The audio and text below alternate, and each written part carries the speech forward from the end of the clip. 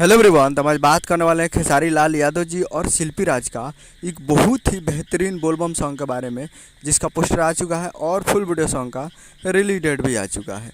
और इस गाने को लिखे हैं प्रिंस प्रियदर्शी जी और इसमें म्यूजिक दिए हैं प्रियांशु सिंह जी। और इस गाने को गाए हैं खेसारी लाल यादव जी और शिल्पी राज जी, जो कि आपको स्क्रीन के ऊपर दिखाई दे रहा है। जिस सॉन्ग का टाइटल रखा गया चेला पिया तो गंजेरी, जिसका टाइटल है चेला पिया तो गंजेरी। और वीडियो में खेसारी लाल यादव जी और चहल सिंह जी, फिट में चहल सिंह जी। और ये बहुत ही बेहतरीन वीडियो सॉन्ग है और ये फुल वीडियो सॉन्ग को रिलीज़ किया जा रहा है। Full video song release in on 25 जुलाई 2024 को सुबह 6:30 AM पर यह फुल वीडियो सॉन्ग को रिलीज़ किया जा रहा है। यानी कल 25 तारीख को सुबह 6:30 पर यह फुल वीडियो सॉन्ग को रिलीज़ किया जा रहा है, जो कि टीजर भी आ चुका है। और आप जाकर teaser Aaradhya Films present Bhojpuri YouTube channel पर टीजर जाकर देख सकते हैं।